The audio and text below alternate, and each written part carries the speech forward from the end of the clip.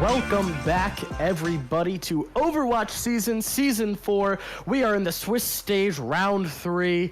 I am back here with my new caster, Ace. Hello, and yes, we are back for the second game of the day between Mac'N'Cheese and Omega Oblivion. Yep, definitely looking forward to this one.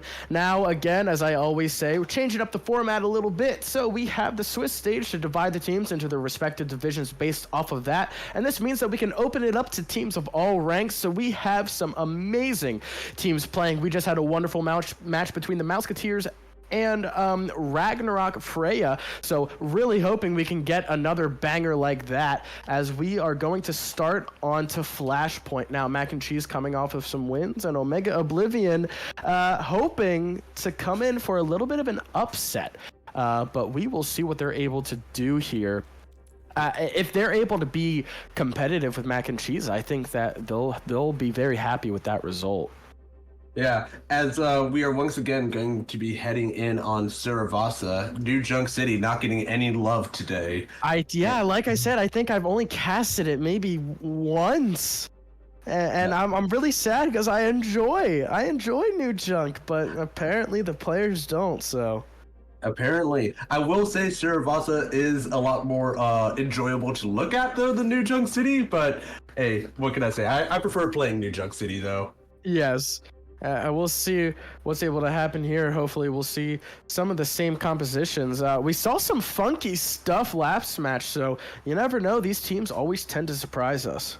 Yeah, Ragnarok coming in with the Reinhardt and almost actually winning the entire match. And then Musketeers coming in with the Rumatra composition. Definitely, we could be in for some surprises here with Mac'N'Cheese and Omega Oblivion. Let's see. Absolutely, as we are just waiting on the R's on both sides as we are heading in right now. As we'll head into Suravasa Flashpoint, one of my favorite new game modes, and I mean, it's just a really fun thing to see as we see a little sneak peek here. Oh, please, no, Mac'N'Cheese, don't bait us like this. Don't bait us. So we already got tricked last round. Yeah. We already got baited once, and we'll see if we get baited again here. Yes, but if they truly do go it, props to them. As we wait with bated breath to see what compositions we are going to be taking a look at tonight. Yeah, and Pure showing the ball for a second there, but actually not going to be playing ball. Both sides seem to be running a Queen variation of Brawl here. Absolutely, the rush. It's very interesting. You have to assume that Jack is going to change on to something like the Genji or the Hanzo, but Vidi opting for the Kiriko. It's something that you really don't see that often. As we head in here to round 2, as they are going to be coming in and meeting. We will see how this changes as Jack switches over to the Soldier, Vidi staying on the Kiriko. Like I said, a very interesting choice here. We'll see what team gets here first as they are going to meet over at this first point. Quickly here, as we see Zen trying to get a little bit of that early damage. Pure applying good amount of pressure. G-Tech opting to stay back. Here we go as Vidi takes the first pick onto Acrylic as they're trying to push in with that. Pure taking out and forcing out Lamp. Very important. Mizuku taking out Fontaine though. Zen extremely low. Jack able to take out Zen. And it looks like Omega Oblivion gonna take out the Mac'N'Cheese. Or I apologize, wrong side. Mac'N'Cheese able to take out Omega Oblivion on this first point, already creeping up to 20% here. Very nice stuff. So if you can just look at these compositions and how they're playing it, that Kiriko is actually able to work, and I think that it really allows for Pure just getting the early pick onto Acrylic. We'll see what they're able to do. Fontaine getting dangerously low, having to pop. Jack taking out Zen. Pure taking out Fontaine. Tempo picking up a Jack. Yeah, a pity pick on a Jack. It might not be enough though. Yeah, Mac'N'Cheese coming out dominant on that performance right there, and still with control of the point, as that percentage ticks up. Flashpoint is very fast in like how fast it ticks up percentage-wise. So we'll see if Omega Oblivion is able to come back. But Jack with the pick on Acrylic before the fight's even begun. Rush coming out on the side of Mac'N'Cheese, and it does seem that this should just be cleanup. But as I say that, Zen gets a pick onto Pure, but Jack gets a pick onto G-Tech, and Viddy gets a pick onto Tempo, and that is going to be the first point in favor of Mac'N'Cheese. Yeah, I mean, just a really dominant performance there. Not really a question that Mac'N'Cheese was going to win that point. Acrylic taking out an early pick on a Jack, but in the transition of points, it doesn't really matter, especially if Mac'N'Cheese is able to take a solid stance on this second point. So we'll see who's able to take control of this point, as it looks like the teams will meet roughly at the same time, but Mac'N'Cheese just getting that high ground, getting a little bit better positioning. Yeah, and the ult banks for both of these teams are fairly even, as Pure comes out with a massive 5-man rampage. Tempo responds in kind with the beat that is able to hopefully save them. Jack gets taken down by Zen, but trades in return, and Yoon using that overclock to finish off G-Tech and Acrylic, and that is going to be a fight win for Mac'N'Cheese as a cap point here and start getting percentage. Yeah, I mean, really impressive stuff there. Yoon able to apply a ton of pressure with the overclock there, so able to just get a ton of damage. And this is not looking great here, but the ult bank for Omega should be able to aid them in some way if they are able to use them correctly. Yeah, Mac'N'Cheese only having that beat online, and as I say that, Acrylic takes down Jack, and it does seem that they are just going to rush in on point here with Zen blading, but Bazooka is able to return with a beat, but now this visor coming in from Acrylic is just too much for Mac'N'Cheese. Yep, like I said, if they're able to use those ults correctly, they'll get the fight win, and they're able to only use one ult and win the fight, because you think Mac'N'Cheese just doesn't have really an ult bank to respond. Even with Mizuku using that beat drop, it's just, you know, it's not that useful, I guess, and they're able to trade 1-for-1 and win. Yeah, Omega Oblivion using Blade and Visor that fight, with Mac'N'Cheese using beat drop to try and counter that, but it's not enough. As I say that though, Rampage and Window coming out on the side of Omega Oblivion, while Rush coming out on the side of Mac'N'Cheese. But Pure falls, and it does seem that Omega will be able to hold on here, as they are able to clean up some of these last remaining stragglers on the side of Mac'N'Cheese. 70% and ticking. Mac'N'Cheese is in last fight territory if they want to be able to try and recontest this. Yeah, I mean, a lot of percentage points, as that percentage just goes up and up and up so fast. We'll see if Mac'N'Cheese is able to contest. Viddy would be the only hope. Viddy does get the touch, but gives their life for it. And Zen gets the pick onto Jack, and it does seem that Omega Oblivion is going to be able to even the score here, 1-1. Yeah, I mean, very nice stuff there on the side of Omega, able to use those ultimates correctly and hold that point as we move on to point 2.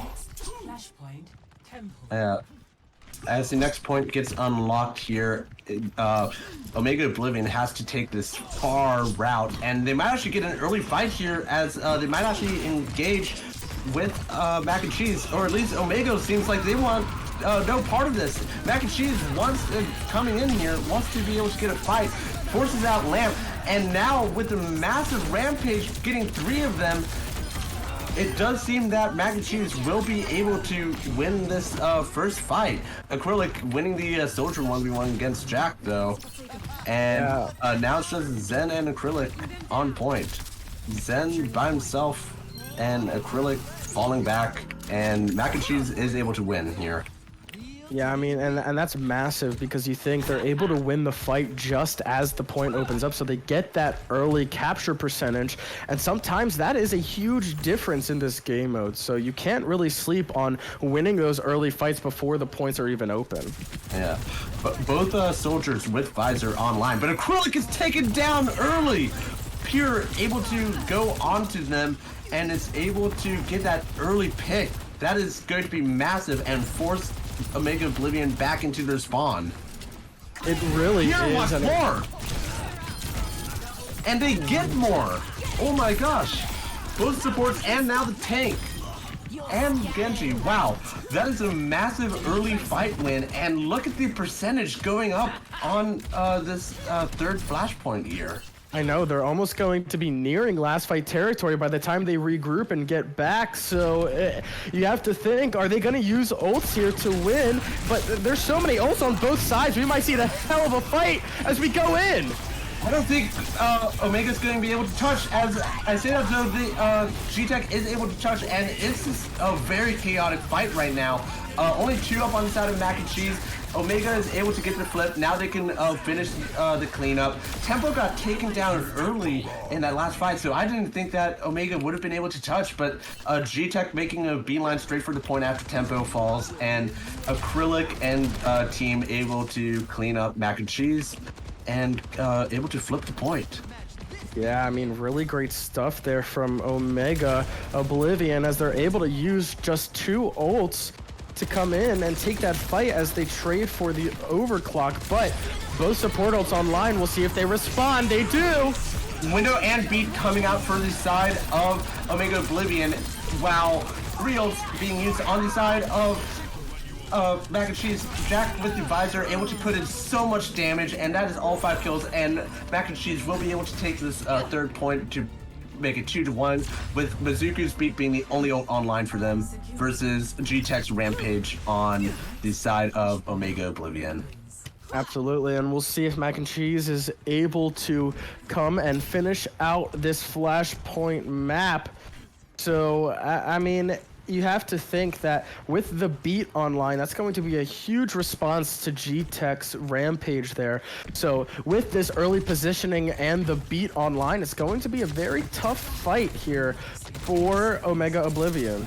Yeah, unless they are able to somehow bait Beat earlier or kill Lucio first, this is going to be a pretty tough fight because Beat is such a good counter to Rampage. It does seem that Omega is just going to give up point control early on here, and the Beat in response to G-Tech's Rampage is just perfect, and Omega Oblivion is just getting so low and is being forced onto this point here.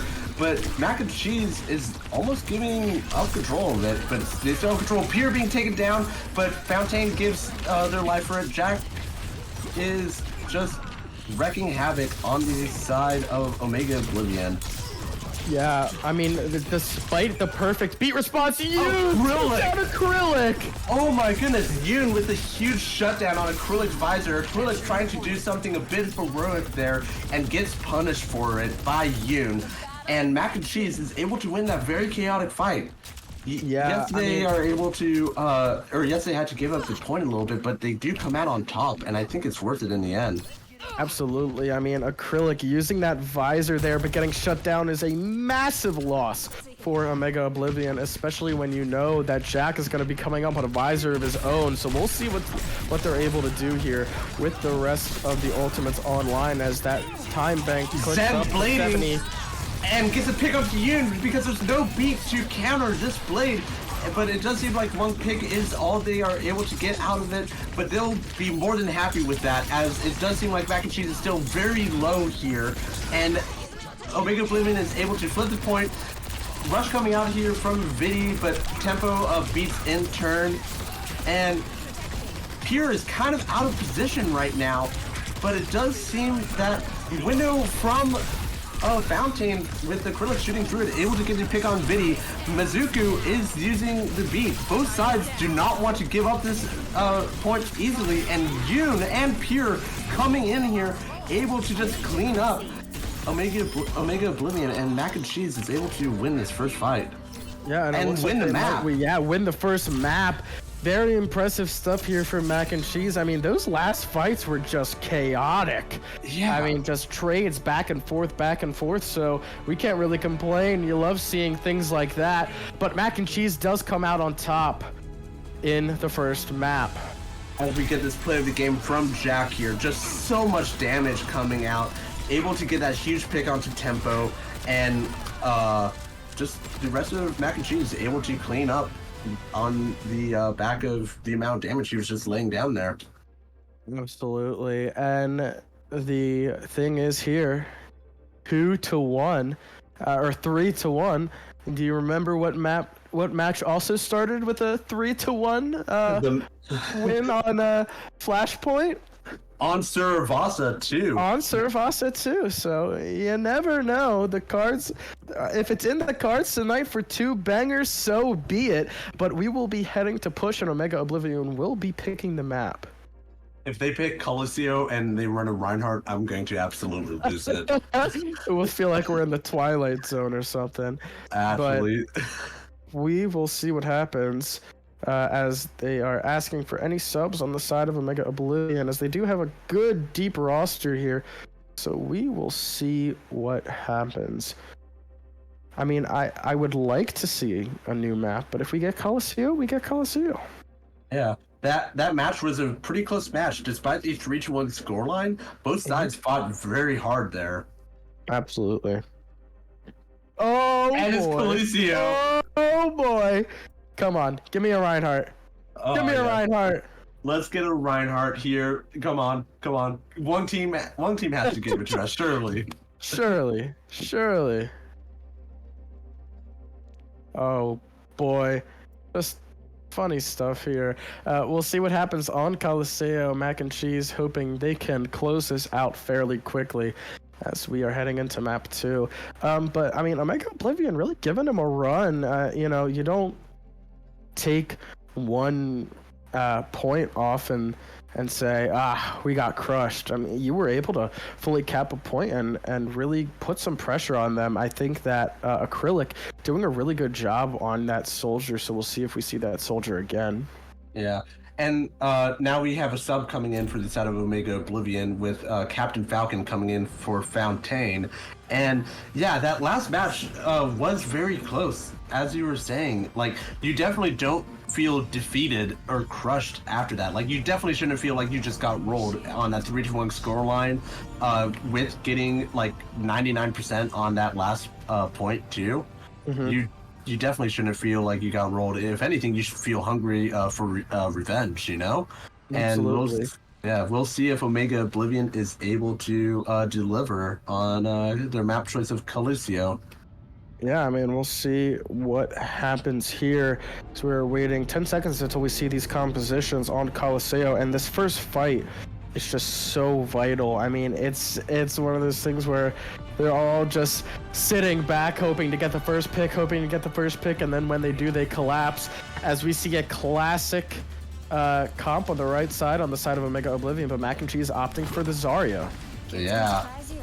Omega Oblivion getting or playing this Queen Rush here with a Kiriko Lucio. That is a little bit interesting. Mm-hmm. Sounds good. You don't really see the Kiri Lucio Queen Rush too often these days, but Zarya on the side of Mac'N'Cheese. So let's see how this plays out as the two sides start to engage here. Yeah, I mean, we saw the Kiriko from Vidi, but now Vidi changing over to the Baptiste, so we'll see what happens here as Acrylic takes a nice off angle here, hoping to get some damage. Jack falling dangerously low.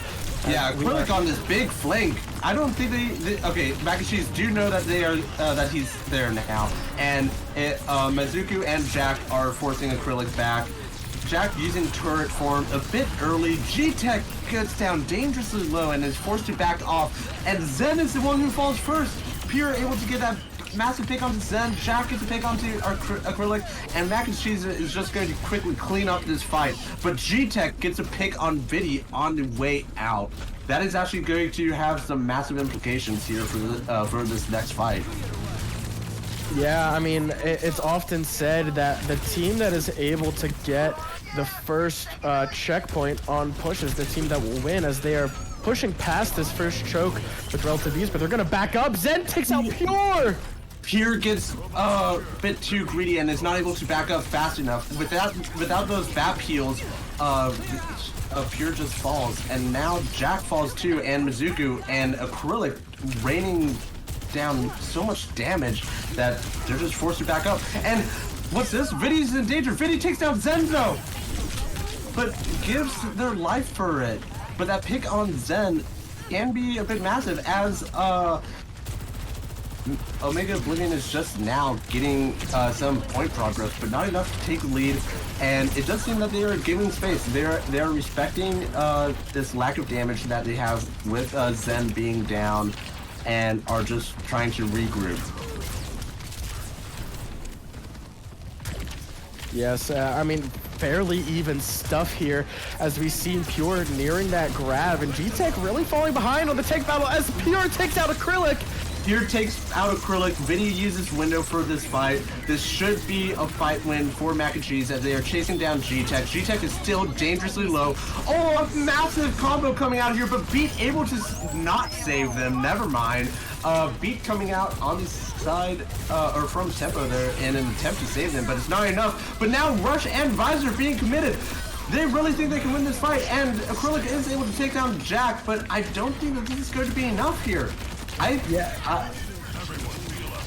don't really know. Is going to be able to win. This is a 3v3, 4v3 now. Captain Falcon gets a pick on Vidi, and Acrylic gets a pick on Mizuku, and wow, that is a massive comeback from the side of Omega Oblivion. Yeah, I mean the the commitment of the Kitsune Visor is something that was really intense, and I was really kind of holding my breath to see if it would work, but Mizuku getting dangerously low. If they're able to take out the Lucio early fight, that gives them a very good chance of winning this fight early. Jack also so low as we trade overclocks. We'll see what happens here at the choke point for Omega Oblivion. Yeah, Yoon is able to get that pick onto Zen, coming out on top in the Sojourn duel, but Acrylic gets a pick onto Yoon. Tempo gets a pick on his counterpart, but Jack gets a pick on the Tempo. This is still anyone's fight. Yeah, I mean, I think that Omega Oblivion has the advantage here, but Pure able to take out G-Tech. Vidi, Acrylic, Pure, Captain Falcon! Pure and Vidi able to clutch it out for Mac'N'Cheese, but as they are starting to push here, I think they should actually fall back and wait for the rest of their team, because Omega have closer spawns than them, and it does seem that that's what they're going to do now. They got the bot through this first little choke, and now they are going to wait semi-patiently here. But if Omega notices that they're down, they might push in on this. But as I say that, Mac'N'Cheese is able to fully regroup, and Rampage coming out from G-Tech, Mizuku beats and Rush coming in kind, and gets a pick onto Tempo. Zarya grabs here with Jack's combo, able to get 2, and there are 4 down now for the side of Omega Oblivion. Mac'N'Cheese should be able to win here and clean up this fight. Yeah, as Captain Falcon falls. And it's really unfortunate that they have to use the artillery strike and the Kitsune rush there as G-Tech switches over to the Zarya. You're going to have a charge advantage by Pure, but the old charge advantage on the side of G-Tech. So it'll be interesting to see who gets their grab first and who is able to combo with their Bastion first, as it is. And as we're saying this, G-Tech takes down Pure, but at the same time, Omega allows the checkpoint to be capped. So now Mac'N'Cheese have this forward spawn available to them. Yeah, I mean, that is huge advantage, but it might just be taken away right away as Omega Oblivion are going to be able to come and cross. So the entire team might not get that forward spawn. Yeah, Jack is going to get that bad spawn, unfortunately. So Mac'N'Cheese will probably have to give up some space here, because without that Bastion, as I say that Jack swaps to Genji, but without that extra damage, it's kind of hard to keep all this space. It really is. I mean, as that disparity of distance gets larger and larger, so does the walk back. So you have to think that this overclock from Yoon going to go big, but not really able to find someone. G-Tech getting very low. Dangerously low. Tempo uses Vidi uses a rush, but G-Tech still follows. That's just too much damage that the beat is not able to do anything to sustain G-Tech, and now this should just be cleanup time. But Captain Falcon committing the rush. Ooh. What? That seems like a little bit of an Ajax on the side of Omega Oblivion, and definitely not one you want to use with that Kitsune rush as Captain Falcon. Perhaps they were just trying to use to switch over to the Baptiste, but still, you might want to save it just for a little bit stronger occasion. Yeah, as we said, Pier gets a big grab onto Zen here, forces out Lamp, and does get to pick onto Zen and G-Tech, but Mizuku falls, but overall, Mac'N'Cheese should still be able to win this fight, as Pier is just in this backline, taking down Tempo and going to take down Captain Falcon. But Pier might have overextended. Pier might get punished here. Yeah, I mean, getting a little low, able to use the bubbles correctly, lower and lower as Vidi and Mizuku trying to get back. How did Pier get out from that? That's what I want to know. A massive grab combo coming in here. And they do get to pick on Vidi, but Jack with Blade, not able to find anything with the Blade, but Pier still with this high energy Zarya, just able to do so much damage, and it's already 50% for another grab. Yeah, I mean, as you look at that combination, there's not really able to find Tempo switching to a Life Weaver? Did I miss something? I'm not sure. I guess we'll have to see what Omega Oblivion has in store, but it does seem to be working with Life Weaver getting a pick onto Yoon. I guess so. I mean, don't knock it till you try it, I guess, but that composition is quite interesting if you ask me. This is a very unique composition with 2 minutes remaining. Tempo already has tree though. I think we are in for a little bit of a treat. I think we are as well. Getting rid of that forward spawn now, but G-Tech is in a little bit of trouble here. Tree of Life being placed, and Zen on this massive flank, able to find Jack, and Pier falling. Zen getting his 3K, but gets taken down by Yoon. That 3K though is still massive, and they got the rush out from Vidi. So that's a 2-for-1 trade here for the side of Omega Oblivion. Vidi swapping over to Ana now. Yeah, really good stuff there. I mean, the tree able to keep everyone up, and Zen on a massive flank there, able to catch 3, but a massive ult bank. Grab, but it's a roundy corner, but it does get beat out. G-Tech got solo grabbed, but Yoon able to capitalize on that, and now all ults being committed from Mac'N'Cheese, and they are able to win this fight. Captain Falcon might get staggered here. Yeah, I mean, and that would be really unfortunate, especially with the window online from Captain Falcon. Oh, a massive pull though from Tempo does actually save Captain Falcon from getting staggered. Yes, very big there. Like I said, with the ult, I mean, that is really what you're working off of right now, especially because the ult bank on the side of Mac'N'Cheese is depleted as of right now. So if Jack made the swap over to Echo, by the way. I did not notice that. Yes. From Genji onto Echo. Let's see.